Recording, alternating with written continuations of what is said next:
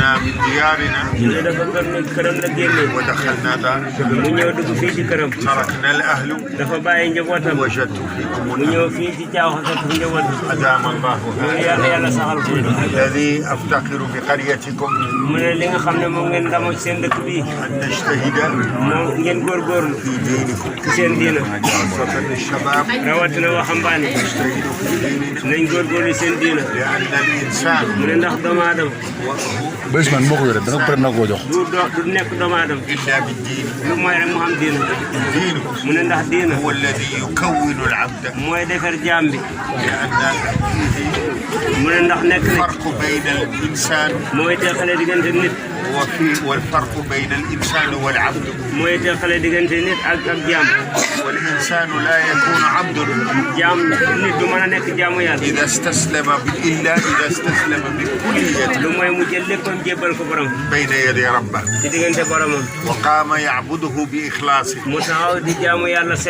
وقام يعبده ويمتثل أوامره وينتبع شريعته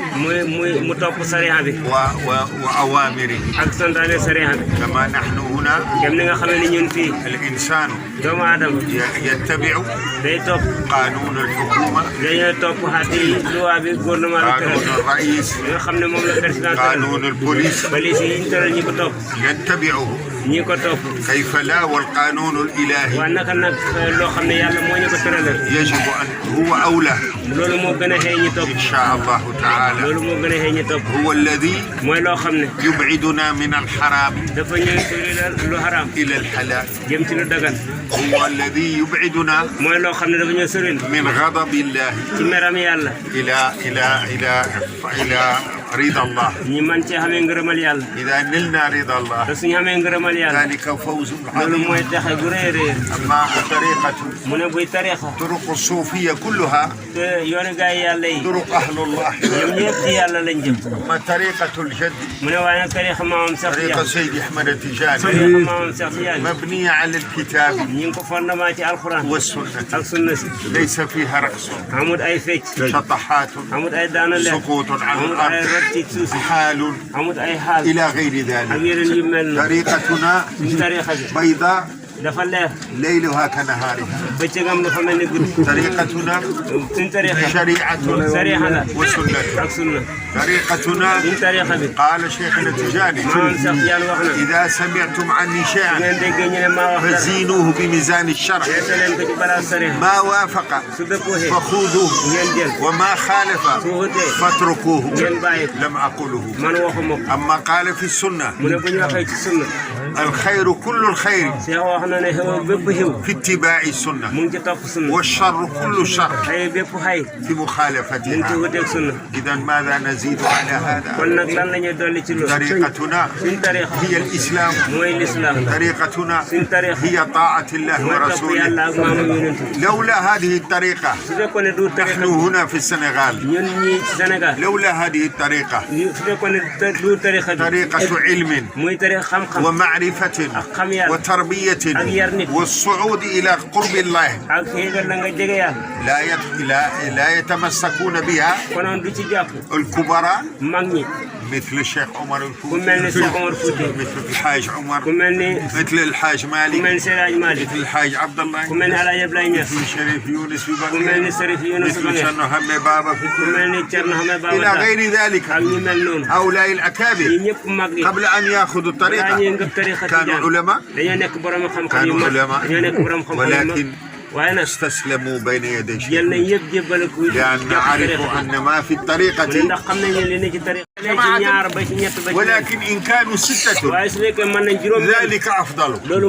لأن صلاة الجمعة لا تجوز إلا إذا كان 12 والفوق إن أردنا أن نحصل على السر أقل شيء يكون 6